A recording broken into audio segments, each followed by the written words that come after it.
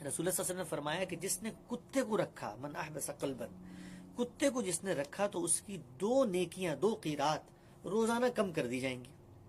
اب یہ بات بھی بالکل سمجھ میں نہیں آتی۔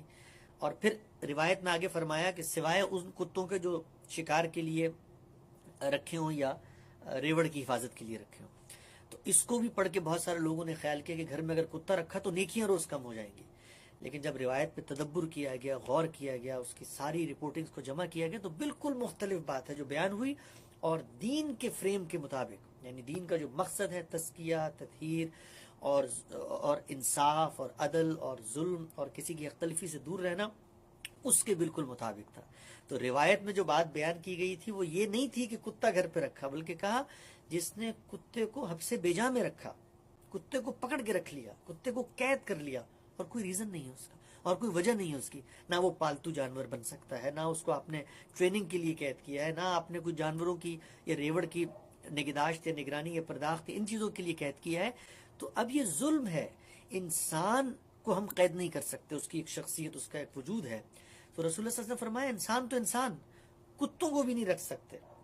یہی وجہ ہے کہ ایک روایت میں آیا کہ خاتون نے بلی کے اوپر ظلم کیا اور وہ اس کو کھلاتی نہیں تھی، تو اللہ تعالیٰ قیامت کے دن اس خاتون کو جہنم میں صرف اس عمل کی وجہ سے ڈال دیں گے کہ یہ بڑا ظلم کا کام اس نے کیا ہے۔ تو اسی اخلاقی اصول کو آپ نے بیان کیا کہ کتوں کو، یعنی کتے اگرچہ بے زبان ہیں، بول نہیں سکتے، لیکن اس کا یہ مطلب نہیں ہے کہ تم ایک پنجرے میں، جنگلے میں ان کو قید کر کے رکھ دو اور کوئی مقصد ہی نہ ہو، بلا وجہ، بلا مقصد۔ تو ایک چیز تو یہ ہے کہ آپ نے کتے کو رکھا،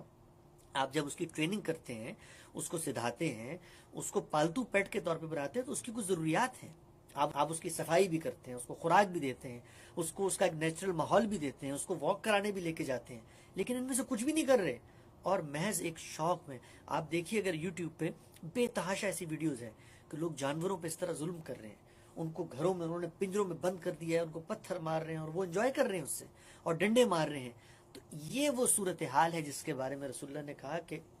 اس طرح سے اگر کتوں کو رکھو گے تو پھر تمہاری نیکیاں کم ہوتی جائیں گی، اور پھر بتایا ذالک العقوبہ، یعنی یہ سزا ہے جو تمہاری نیکیاں کم ہو جاتی ہیں، یعنی اختراع القلب، یہ جو تم نے اس کو قید کر کے قبضے میں رکھ لیا ہے۔